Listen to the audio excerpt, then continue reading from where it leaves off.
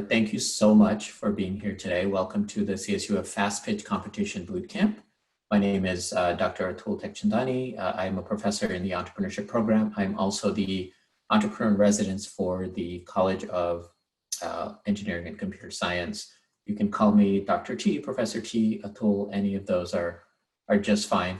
As we go on, there will be some opportunities for me to ask for your input, but I also hope you will ask me questions. You're welcome to unmute if that's something you're comfortable with. You can also post them in chat, and I will continue to monitor that and make sure that I respond to your questions. So today, what we're going to do is talk a little bit about the competition and how it's working. Let's spend most of our time giving you strategies and tips for how to create an effective elevator pitch, which is what the FastPitch competition is asking you to do. And then we'll wrap up by going over some competition rules and judging criteria. We should have a sufficient amount of time. If you have questions, you can ask me.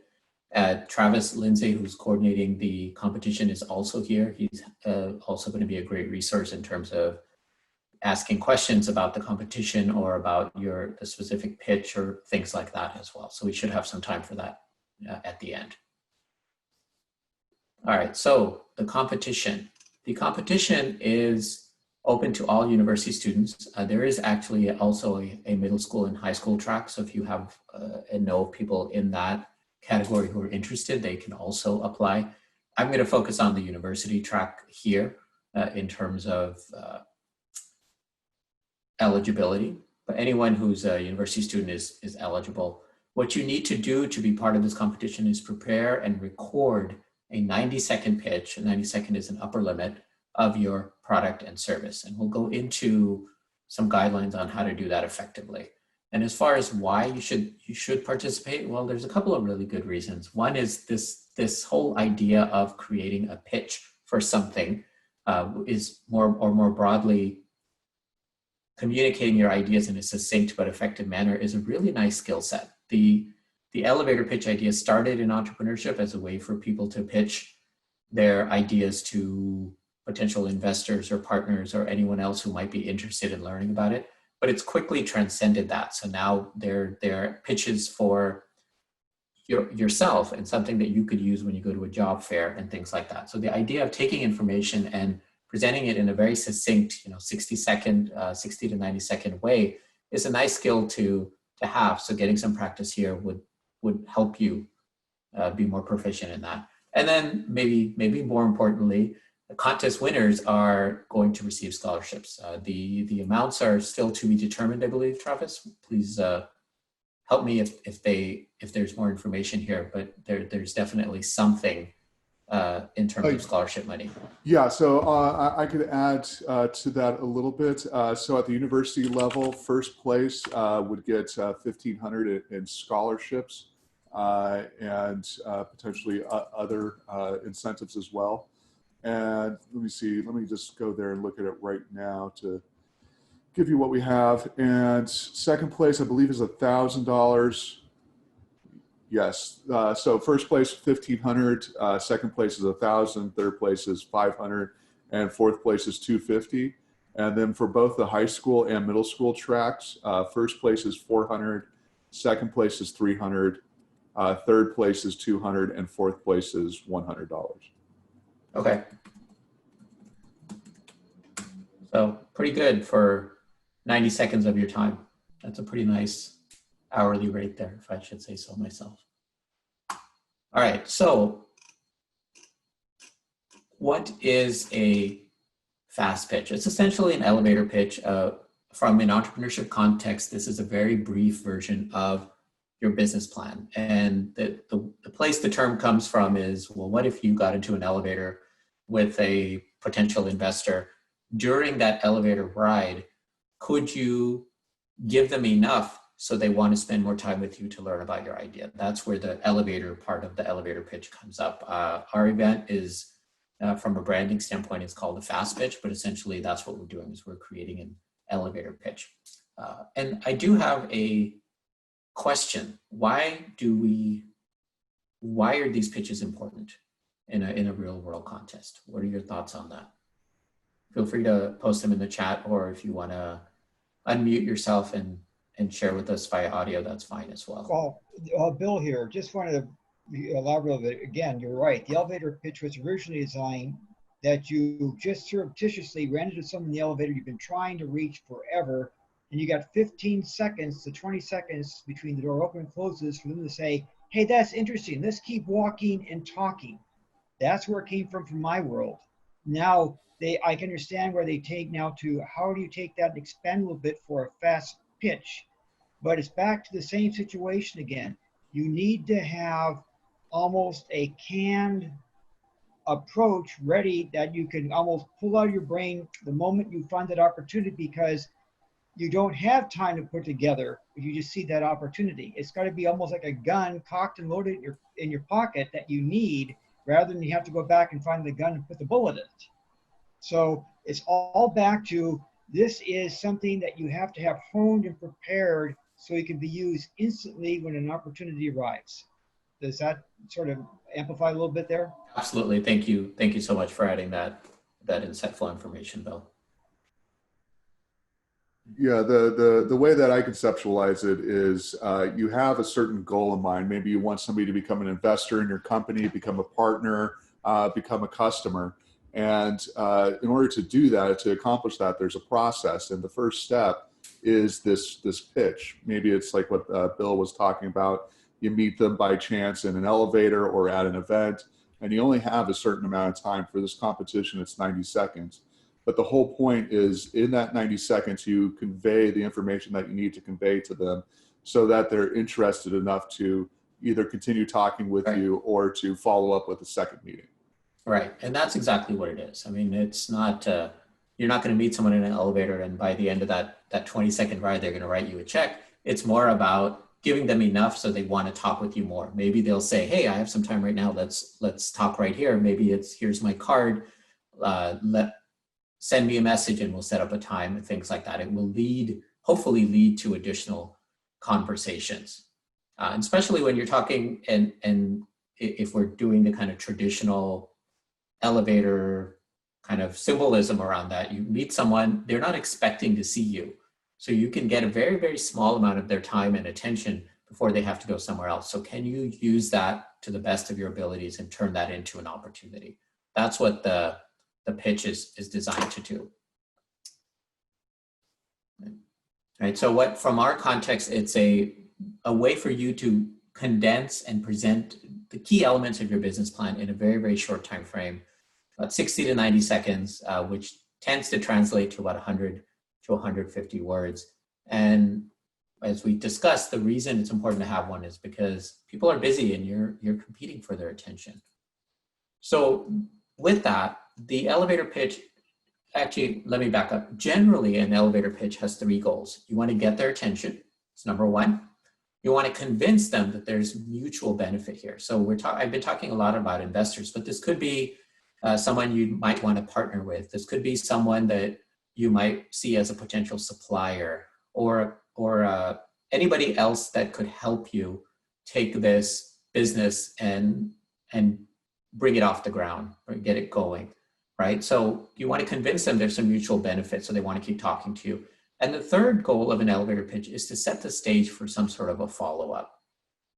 What I will say, though, is for the purposes of this competition, we're not going to do the last one because it comes off really awkward, right? You're filming this as a recording. You're not going to, in a real setting, you might say something like, I'd love to share more with you about this idea. When do you have some time to do so? Kind of giving them an opportunity to give you a business card or respond or pull out their phones and say, let's schedule something.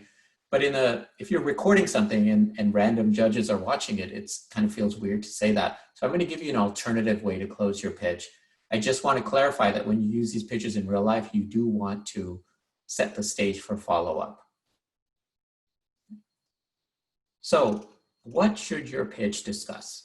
You want to discuss what problem it is that you're solving. That's hugely, hugely important, as well as what your solution. And as you'll see in just a moment, those two will make up the bulk of your pitch.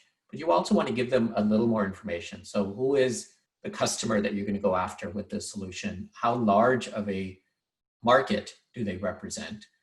You want to talk a little bit about your solution and how it compares to what's out there right now. In what ways might it be better? In what ways might it be faster? Maybe it's cheaper, or maybe some combination of those three things. If you have started to assemble a team, you want to talk about the team's strengths. So what does the team bring to the table? Some people will say and use the analogy that when people invest in the company, they're investing in you, the people, because yes, you have an idea, but who knows what will happen? Who knows what will change? Once they give you money and you get started, they're just hoping that you do whatever you need to do to create a successful business, and they get a nice return on their investment. So they're not betting that the product you pitch to them is going to be successful. They're betting that you are going to be successful and your core team. So if you have certain strengths and assets on that team, you want to showcase that.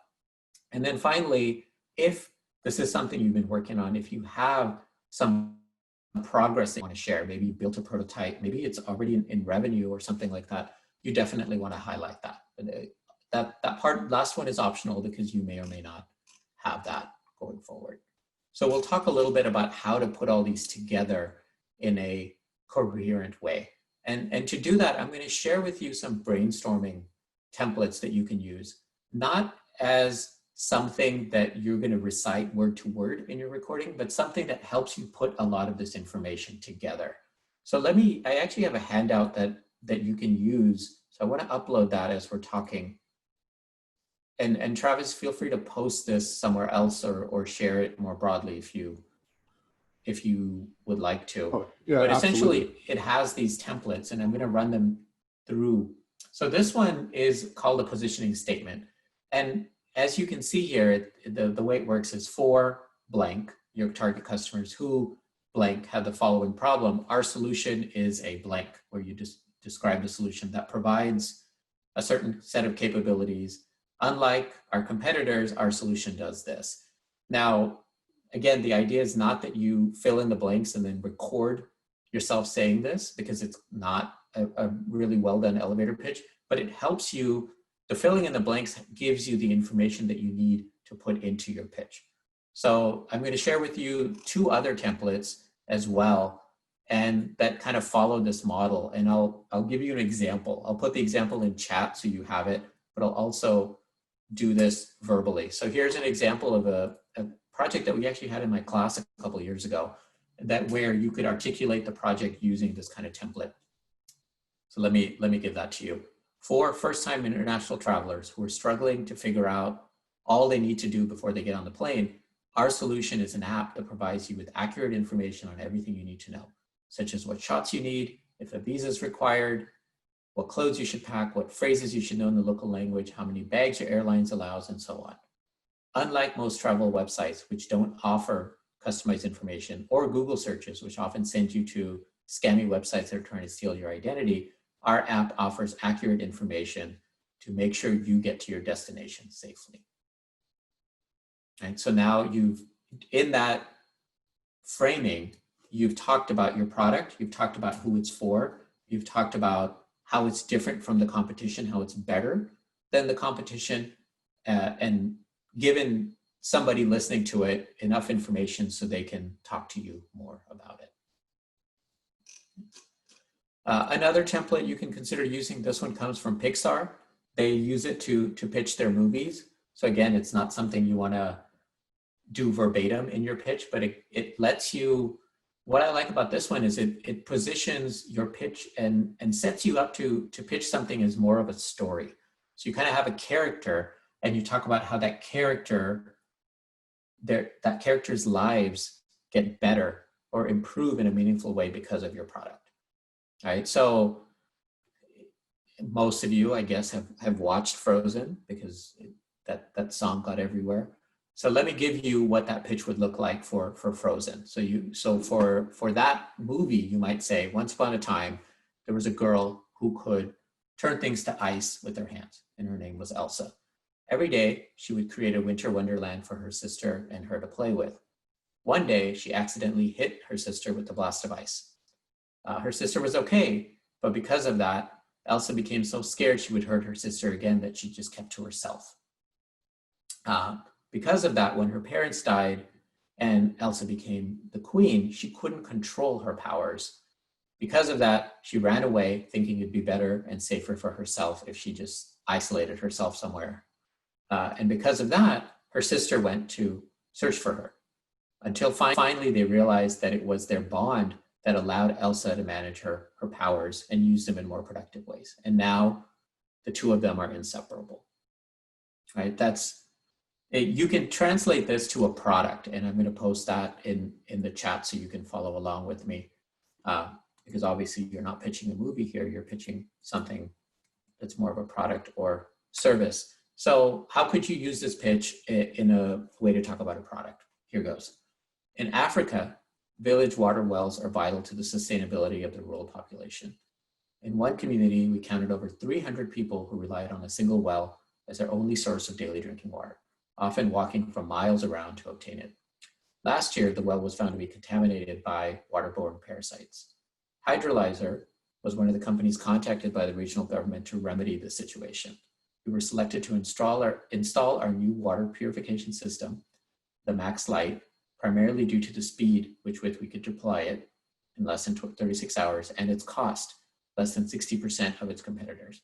Today, the people of this village can safely drink from their well again. Right? So you've told a story about people in a village who their one water supply was compromised and how your product made that situation okay again and allowed them to use that well again. Any questions so far?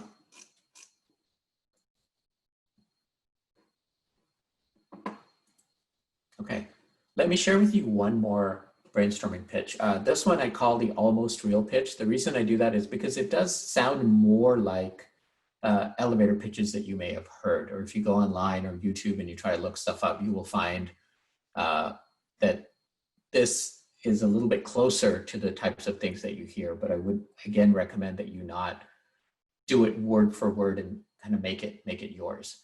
So this one starts with a question, right? Have you ever faced a situation? Then it says, our company makes this product for this customer so that they can get a certain benefit. Unlike the competition, our solution does X, Y, Z. Let me paste an example for you in chat and I'll read it verbally as well. Have you ever found yourself without enough time to make a healthy breakfast in the morning? Our company, OAT Solutions, makes the Oat Pot, a pot that allows you to make cold oatmeal with all the toppings you like, fruits, nuts, and so on, for working professionals so they can start their day off right with a healthy and nutritious breakfast. Unlike traditional solutions, which simply involve putting everything in a single serving jar and letting it sit in your fridge overnight, our solution has separate compartments, separate things that affect the flavor of the oatmeal, like the fruit, from the things that are best not brought into contact with the oatmeal until it's ready, like the nuts. Okay, so now you have a kind of concise way, once again, to illustrate what it is you're making, who you're making it for, what makes it different from the competition in a way that's meaningfully better or faster or cheaper. The handout I gave you has all of these pitches, and the reason I gave it to you in a Word doc is feel free to edit it directly and make it yours and start working on your pitches. So I mentioned to you earlier, of the questions you want to answer in your pitch, the bulk of your time is going to be spent on the problem and opportunity that you are addressing and how you're doing that. So 20 to 30 seconds on the problem, 20 to 30 seconds on the opportunity. And then you, with the time remaining, if there's certain team qualifications you want to highlight, please do so. If you want to talk about the venture's current status and or next steps, please do so. But about 2/3 of your time will probably be spent on answering the following questions. What problem are you solving? What's your solution? How is it better, faster, cheaper? Who is your customer? And how large of a market do they represent? Those 5 items. I'm going to pause to see, are there any questions at this point?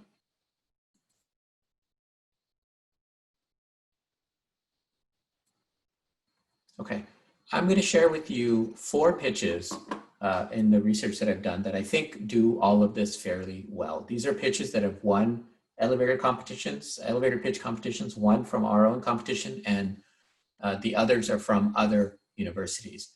And you'll see that they're all a little bit different, and they don't always contain everything that I told you should go into a pitch.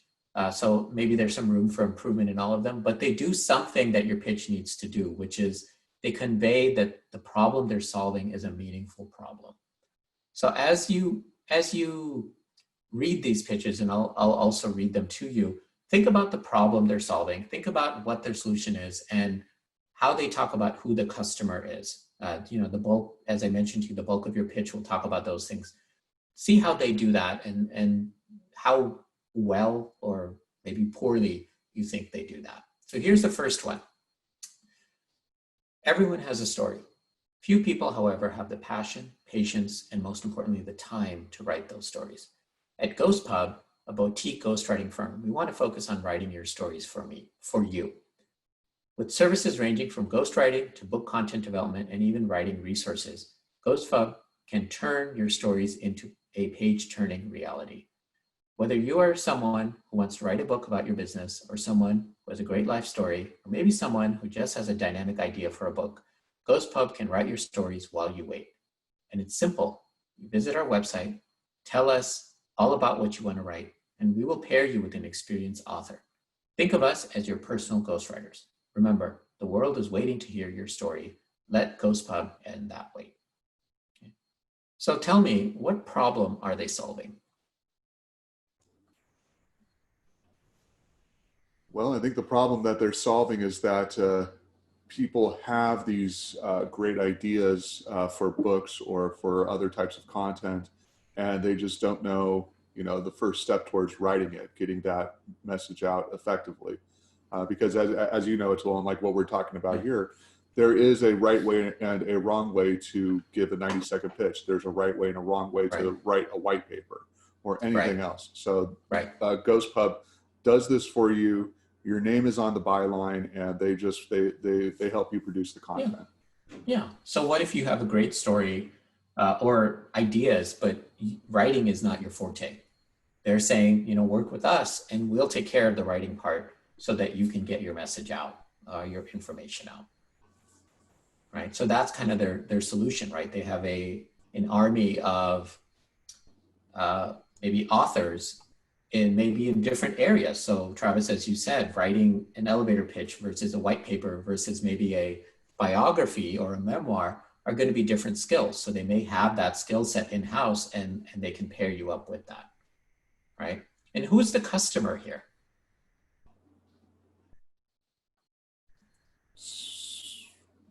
So when I'm looking at this, it's the person who has the story to tell, and the solution is they're helping them tell that story. Right.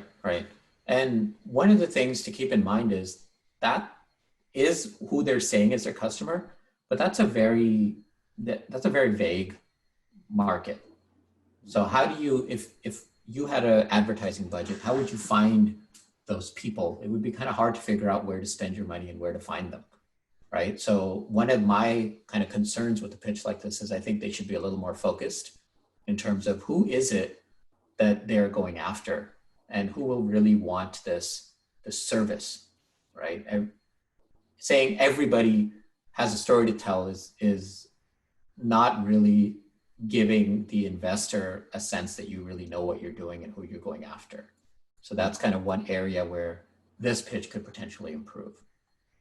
Yeah, totally agree on that. I mean, that's an excellent point. I'll give two examples. We're working with one client at our incubator who is working on a platform that will help family members tell their stories, so that kind of oral history can be codified, written down, recorded by video, and figuring out the right way to get those stories out in a way that's compelling enough that future generations will actually want to read it. That's something that they're working on. So it's a very concise example of that. And then the other example is that we were recently talking about how to market some of the things that we do at the center. And we got introduced to somebody who does this type of ghostwriting but it's specifically tied to LinkedIn. And so it's influencers on LinkedIn who want to build up their own personal brand or their company's brand. And basically they just sit down, the ghostwriter sits down with them for an hour a week, gets some story ideas out, and then goes to work writing out the LinkedIn posts. And that's a very well-defined market, I believe. Right. So you're already kind of giving some good examples of how they could be more specific with their market. So maybe it's, if we're talking about let's keep your family's history and preserve it, it might be, I don't know, maybe the parents who want to make sure that that their parents or the kind of the grandparents and the oldest generation of the family has been able to share all of those stories and they're written down, or maybe they're I don't know if writing, maybe it's not written down, maybe it's they're recorded in a way that can be shared. So now you have a clearer sense of who you're going after as the customer, who's actually going to pay for this product and what's the value that they're hoping to get from it, right? My parents have lived, they're 80 or 90 years old. They've lived for many, many years. They have lots of stories and they've lived a long life and seen lots of things. I want to preserve that so that my kids can hear it and my kids' kids can hear it and know a little piece of their history, right? Now that's a way to take this ghostwriting solution and make it a lot more specific to address the needs of one set of customers. So let me give you another example. This is another college pitch. And again, as I read this, think about what problem is being solved, what the solution looks like, who the customer would be. Okay. Hi, I'm Jordan. I've been an athlete since I was 3 years old. I never imagined that during my junior softball season at this university, I would pass out running a hill. After months of doctor's appointments, getting my blood drawn, and heart tests, I finally found out that I was diagnosed with iron deficiency anemia. Iron deficiency anemia is a top nutritional disorder in the world with no cure. 80% of the world suffers from iron deficiency anemia, and 20% of those are athletes. My company, Fairtest, has created a product that is portable and is like a glucose meter. With a small sample of blood, you can test your iron levels to see if they are low or high and work from there. Athletes from the ages of 70 to 24 are at extremely high risk as iron is lost through sweat, skin, and urine. Fairtest is a product that can help athletes continue to play the sports they enjoy so much. So here, just to kick off kind of the discussion, the customer is a lot clearer, right? Very much athletes ages 17 to 24. Mostly probably high school athletes or college athletes given the age range. Very, very clear. What problem are they solving?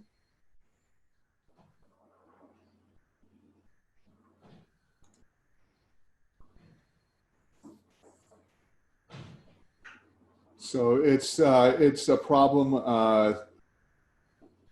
People have iron deficiency, and so it's a quick, easy test to do as opposed to what existed beforehand.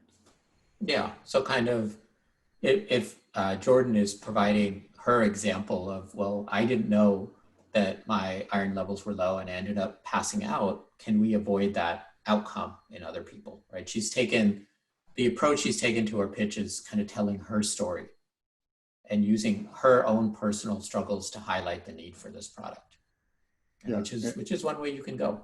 And what I really like about this one is that she's really set it up so that it's not like a want. It's not something that's an option. It's something that she absolutely needs. Otherwise, right, she's going to pass out. And if you're an athlete or whatever, if you pass out on like concrete, you could hit your head and have some serious right, issues. So it's really a life or death sort of thing. So this is a definite need. And she's making it, given the example that she has, she's making it clear that this is not something you can just kind of figure out on your own, because she didn't know she was low, and then she had this consequence of passing out. If she'd known, and because maybe your body tells you automatically, then you wouldn't need a product like this. But what she's saying is you don't know. You don't know if your iron levels are low, and you need a test to tell you for sure, so you avoid the outcome, like Travis said, avoid kind of injuring yourself maybe in a permanent way. And we can provide a solution for that. Let me give you another example. This one is actually from our competition from a few years back.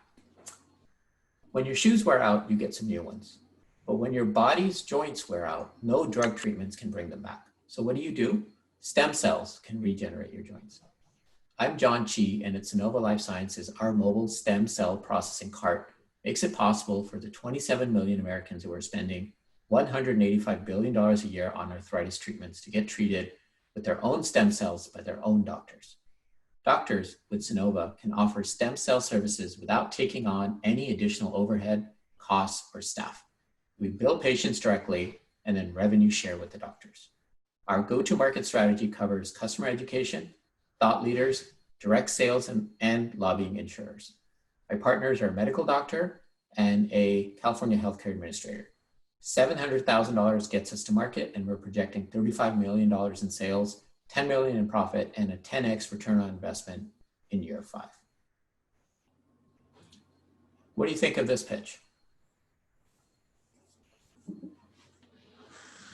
So I'm a little biased because I've known John for a long time now, but I thought that this was a really good pitch. And he, one of the things that he did was that he practiced it a lot. So he joined a bunch of competitions and, progressively got better. When he first started out, he was, and he'll probably hate me for saying this, but he was kind of a little monotone, a little bit boring. There was not much inflection to his voice. But if you watch the video of this presentation, I mean, he's animated.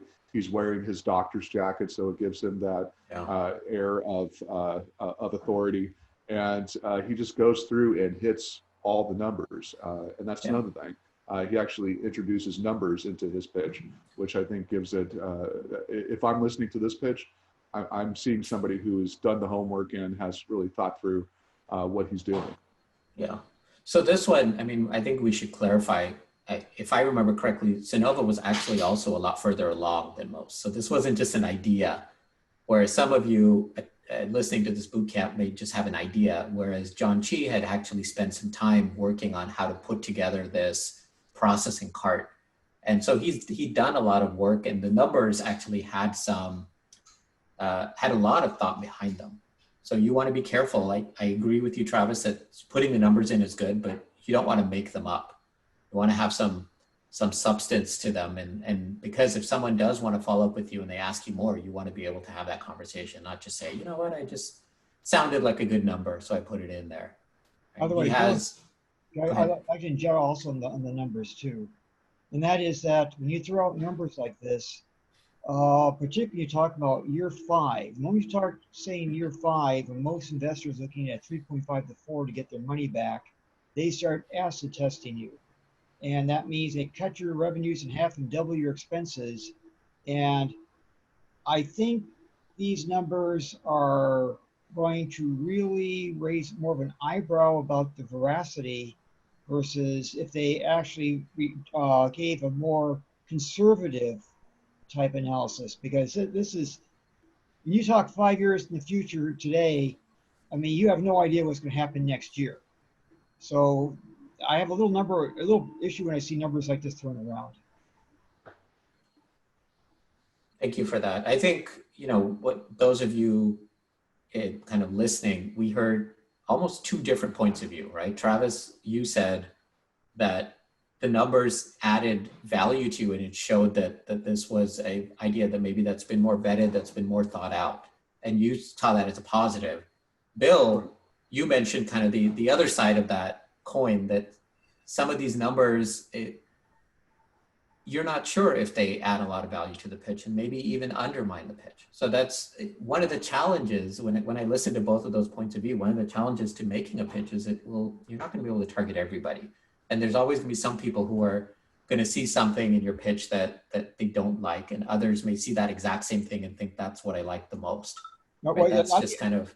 I need to qualify. I didn't argue about I agree with Travis that numbers in the pitch are of value. I have no issue with that. I was just saying these specific numbers, the values being used were red flags to me. And I felt that if they had taken a more conservative statement or not, I mean, again, 2 years ago, if someone said 5 years is plenty, and now look at we're in a 2-year, who knows what in the economy, you just added 7 years to this life. And so people are now very attuned that you can't see more than about 9 months to a year in the future financially. So when you say 5 years, they get worried. Yeah, there's I think less space between Bill and I than maybe that may appear. When I see like 27 million Americans, that's a good number to have. They're spending 185 billion a year on arthritis treatments. That number is a little weak to me because there's a lot of different arthritis treatments. And so Bill and I, full disclosure, I think Bill, you're okay with me saying this, but we invest in companies. And full disclosure, I'm in a group that invested in John Chi's company, but I'm not going to go into the details of that. But like 185 billion a year on arthritis treatments, that's fine. But to really improve this pitch, he would need to narrow it down to the actual market for what he's offering, which is stem cell therapies. And so that 185 billion, you could probably knock that down a couple of decimal places at least. Yes. And but that's something that I just automatically do in my head when I'm hearing these pitches. There's a bit of puffery that goes on with some of these pitches, especially if you're going after raising something like $700,000 or $5 million. Those numbers, it's good to have, but really I'm looking at the thought process behind that. I look at these numbers and I intuitively know that they're going to be BS. Because Bill's right. I mean, even under normal circumstances, 2 years down the line, 3 years down the line, you really don't know what's going to happen. But your process of coming to those numbers, that's more what I'm looking for. Thank you. I appreciate the clarification there from both of you. Hey, I have one more example that I wanted to share. This one is from the MIT elevator pitch competition, and this was a winner from about 4 years ago or so. Let me read it to you. The most widely manufactured material on the planet is concrete. On average, each person uses more than 3 tons of concrete a year. Unfortunately, concrete manufacturing processes contribute to more than 10% of the CO2 emissions worldwide. However, we've been able to develop a concrete that not only cuts the CO2 emissions by half, but also it is 5 times stronger than normal concrete. Our design is unique because we've discovered how to change the very nanostructure of concrete. This approach is environmentally friendly and at the same time reduces the cost of concrete manufacturing by 40%. The US market for concrete is $100 billion a year. We're a team of 5 researchers, including 3 superstar professors at MIT that are looking to make concrete kinder to the planet. What do you think of that pitch? Where's the patent pending claim protecting the IP, or is this something that somebody else can look at and immediately rip you off in 2 seconds? So when I look at this pitch, I don't worry about that because this is a PhD student talking about his team of researchers working on this, and I just can't imagine someone being able to rip this off after they heard a 60-second pitch about it. There's a tremendous amount of work that's been put into this. And I wouldn't worry about a patent. That's my personal take. Well, being somebody who holds 20 patents and understands how the patent world works, if I don't see this, and by the way, we already have IP protection in place. If I did not hear IP protection in place after hearing this fantastic set of claims, I'm going to be concerned about your understanding of the business world. Because if this is real, you better get that locked down now. Why are you even talking to me?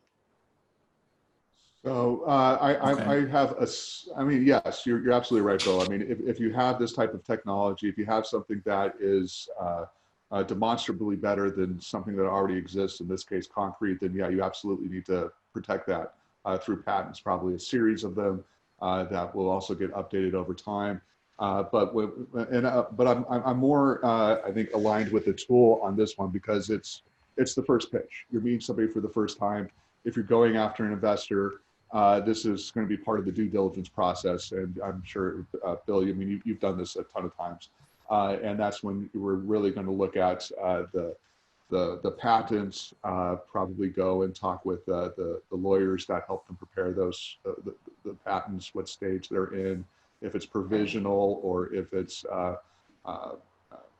an accepted patent. I forget the correct terminology for that right now. But, going off of what the tool's saying, I mean, these are university researchers, they probably are at a research university, so they have some sort of patent protection office or patent office, IP office on campus. My questions then would also go to, okay, do you have the patent protection? And then who actually owns those patents? Is it the university? If it's the university, are you licensing the patents? That sort of stuff. But those are questions that I'd be asking more in like the second, third meetings, definitely during due diligence.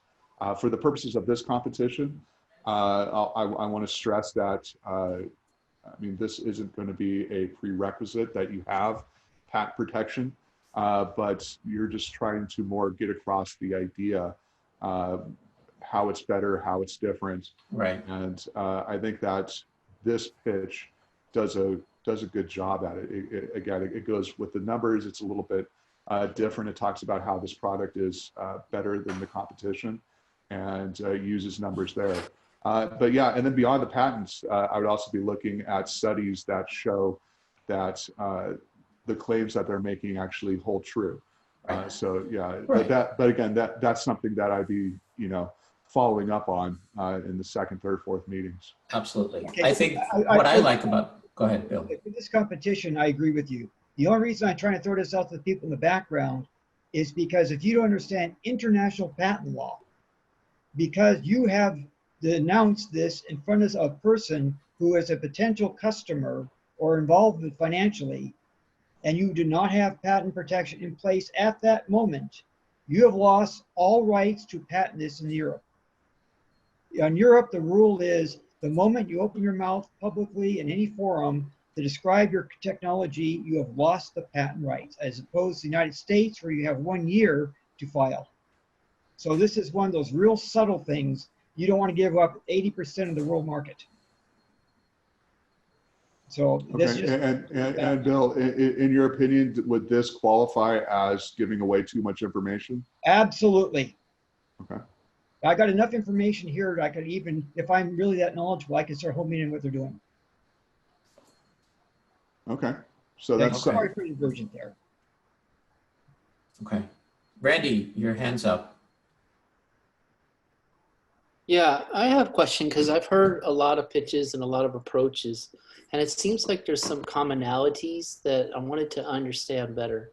Number one, it seems like most people really need, between 700,000 to 1.2 million to get the infrastructure. Maybe everybody needs more, but I think that's probably as far as people are willing to go in terms of an ask.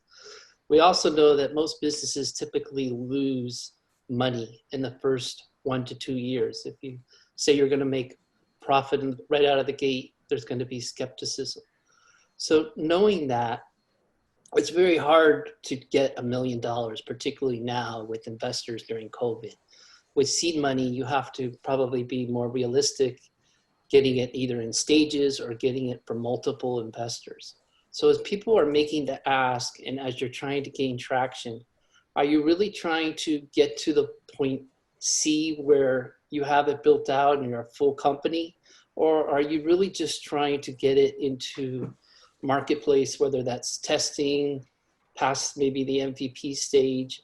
How do you approach in terms of your ask in a quick pitch?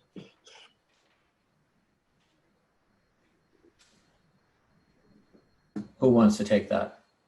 I have thoughts on that, and then I'll hand it off to either you or Bill.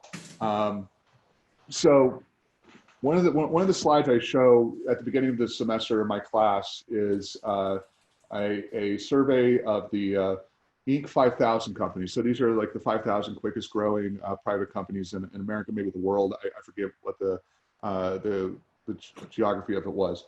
But almost half of them started their business with $5,000 or less. And most of them started it with, nowhere near $700,000. So you need to figure out a way to get your business started, bootstrap it, build it up. For like 99.9% of businesses out there, that's what you got to do. If you are somebody like John Chi and if you have stem cell research, if you're somebody who has this new methodology for making much better concrete, you are going to need more money to start off with. In this case, with the concrete one, I don't know if they asked for a specific amount, but my guess is to get started, they would probably need at least a few $100,000 at the very, very minimum, just to like do some testing. But more likely to get under production, it's going to be a lot more than that. But what all this goes, the whole point behind this is that, like the pitch, starting a business, building a business is a process. And unless you have a history of launching successful businesses, selling them off, if you have some money on your own, if you have a history of having intellectual property patents, so if you're somebody like Bill, who has dozens of patents, it's going to be very, very difficult for you to go out and raise $750,000, $1 million, $2 million, just based off of the strength of the words that you're using. So you have to have some form of traction, some form of proof that what you're saying you're going to be able to do, you can actually go out and do. So, for example, if Bill has an idea for a different way to do a part of a commercial airliner, maybe it's something that would decrease drag by 5%. He would have his patents in place, probably a portfolio of patents in place. And by virtue of his experience as an engineer and somebody who has patented or who has multiple patents, has built businesses, he could probably go out and start talking with people and raise a few $1 million to start this business. But for everybody else, you have to start off by bootstrapping, building up a track record, and then from there you go and you start raising money in rounds. So you would raise a very early seed stage round. That's probably going to be a couple $100,000, so that you could do more testing.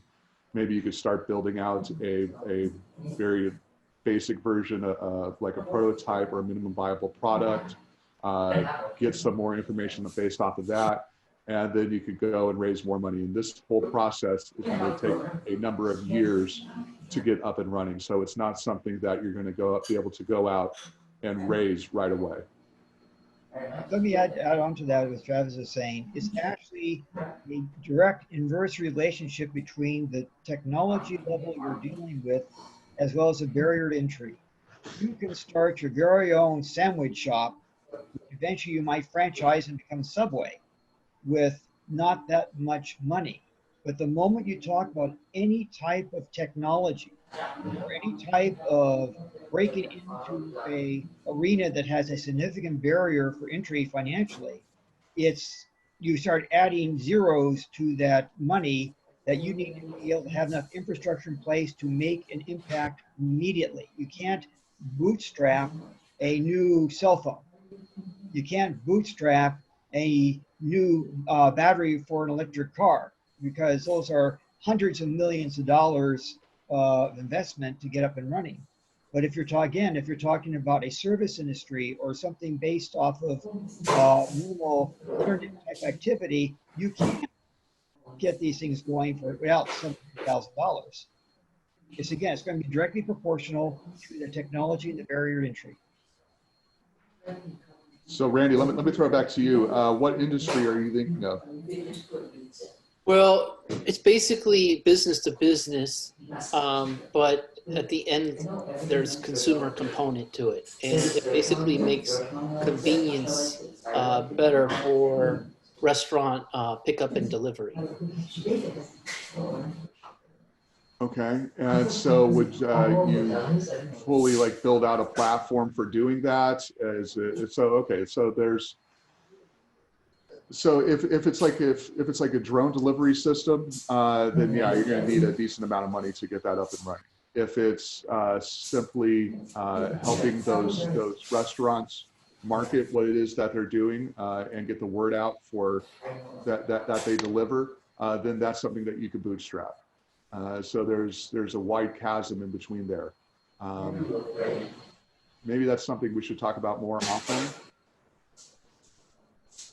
Yeah, I think the conversation is great, but I want to go back to the competition And a lot of this stuff is well beyond what needs to happen at the competition. So those of you who are listening and maybe feel like maybe a little overwhelmed, that do I really need to have numbers? Do I really need to have projections? And how realistic do they need to be? I don't think you need most of those things for this competition, but absolutely, if this is an idea you're moving forward with and thinking about spending more time on, and not just something you're putting together in the hopes of winning a $1,500 scholarship, you should absolutely do that. And Travis, thank you for putting your email in there. The best place to start is to reach out to Travis. He knows all of the resources we have available in the Entrepreneurship Center.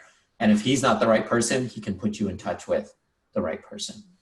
Let me follow up on that real quick. And that is, I'm a judge on this competition for several years now.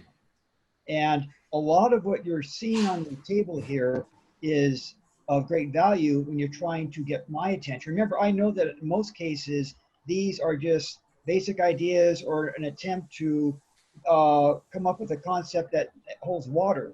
I don't expect 99% of these to be truly viable, but what I'm looking for is an honorable and honest attempt to present an idea in as legitimate a manner as possible. If you can give me some credible numbers, that's great. If you can show me that you've attempted to look at basic research, that's fantastic.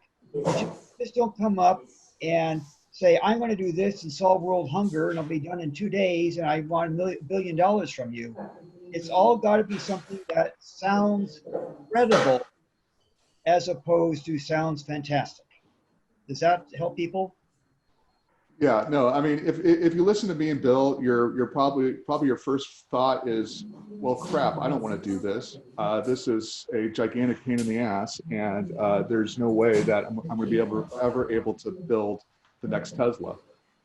Well, okay, but the reality is that entrepreneurship happens all the time in America, throughout most of the developed world, and what we're looking for in this competition is somebody who has an interesting idea that they communicate well and effectively, and it's something that, you know, with a little bit of work actually lead to a business. So we're not looking for you know, Elon Musk a year into building out PayPal. We're looking for students who have interesting ideas, they're entrepreneurial, and they come up with an interesting idea that they communicate well. And if you're not a student, I mean, that's also where you start. You got to start somewhere. So, you know, talk with people about this stuff. Be enthusiastic. Be passionate about what you're doing, and that'll at least get you started. Right. So I advanced my slides a little bit to touch on exactly, Travis, what you were talking about. Right. What is the judging criteria? And just to summarize what he said, you're looking at what your market is, what makes your product special. What is your value proposition? Is your technology compelling, and can it scale? Right. So you don't want, like Bill said, just something that, oh, I'm going to solve world hunger, and it sounds really unrealistic. But to do better in this competition, you do want something that can show, that can get large and that can scale. So you also, like, one Subway type of restaurant is not quite going to do very well either in this kind of competition. And you kind of want to balance how can you talk about this idea as the potential that it has, but also make sure that it sounds convincing and real, and not kind of this fictitious imaginary thing. And how you deliver it is also important in terms of articulation and energy, your eye contact, your confidence, and so on. And a lot of that, Travis, I think you made this point earlier, comes with practice. So one of the beautiful things about the pitch being done in a virtual format is you can try it out. You can record it and watch it, see what you like, see what you don't, and record it again and again and again until you get to a version that you're really happy submitting. And that comes with a lot of practice. If I go back a little bit, there are a few tips I wanted to share with you. The first is that focus on an idea that meaningfully improves the lives of a large number of people or customers. That's often a key factor that ties right into the whole idea of scaling. Can this product scale? Also, I would recommend you start your pitch with a hook. I'm going to go back to the concrete pitch to give you some examples. So you could have started that pitch in a number of different ways. You could have said, did you know that the emissions produced when making concrete contribute to 10% of the world's CO2 emissions. So start with a provocative kind of question or something to grab their attention. That's what a hook is designed to do. You could do, instead of a question, a statement. Say something like, the concrete driveway in front of our houses is one of the biggest contributors to global warming. You could start with a surprising fact. On average, each person uses more than 3 tons of concrete a year, making it the most widely manufactured material on the planet. Right? Anything that kind of gets their attention. If someone told me you use 3 tons of concrete, I'd be like, really? What do I do with that? And then I'd want to listen a little bit more. Or you can start with a statement that illustrates a problem. So you could say something like this: the 3 tons of concrete each person uses on average each year is contributing to 10% of the world's CO2 emissions. Some sort of a statement, a kind of a single sentence or a question that gets their attention. So you listen to they listen to the other 90 seconds or 80 seconds or so that you have left. And then the third tip is to close your pitch with some sort of a statement summarizing your solution and its impact. You may remember, for those of you who were here for the first part of the presentation, a real elevator pitch, you want to close with some sort of a opportunity for follow-up. So maybe, can I set up a time to meet with you so I can tell you more, that type of thing. For our competition, I would recommend against that because it sounds a little bit weird when you're doing it in a recording. And I would recommend you replace that with some sort of a closing summary type of statement. So maybe for the concrete one, you might say something like, we are making concrete kinder to the planet. For the pitch for the iron deficiency anemia product, you might say, well, our product allows athletes to keep playing the sports that they love. For the ghostwriting service, you might say, well, we're making it possible for the world to hear your story. Just something that kind of bookends your pitch. And the fourth tip I will give you is, hopefully you will find that the handout I uploaded useful and those brainstorming templates useful to help you put together the key elements and key material that should be into your pitch. We talked about the judging criteria, so I'll move on from that. Finally, some last set of tips here. Speak in a straightforward manner. So you may be talking about something that's very tech heavy and you want to do so in a way that your grandparents would understand it. Try to take the jargon out of it so that anyone who's listening can understand the value to what you're creating. Don't expect the listener to be an expert in your field and understand all the terminology. And then finally, something that we've said a few times now, don't memorize this, internalize. So when you practice, you should be comfortable enough saying the pitch in a way that feels more natural. So the words, maybe a few words change from practice session to practice session, but the ideas convey and the nonverbal stuff conveys in terms of your interest, your emotion, your passion for it conveys. And that is a lot easier to do when you practice enough that it comes out naturally rather than you're trying to memorize and kind of regurgitate what you've memorized. The competition format, so your pitches are due by October 17th, 11:59 p.m. If you go to the link here, the bit.ly link, which Travis, would you mind just posting this in the chat? You can register there, and where and how you upload your pitch, all that information is there. The judges, so people like Bill and others will review the pitches, and the finalists will be notified by October 24th. And the final event will happen with the finalists on the 31st. The current time frame that we're thinking is 1 p.m., but Travis, if I remember correctly, you said it might move up to noon. So we'll let you know what that the final time and the information to join on that will be. Some rules around the competition. The pitch is limited to 90 seconds, so make sure you do not exceed that. You are not allowed to use slides or poster boards, CGI, music, or other editing.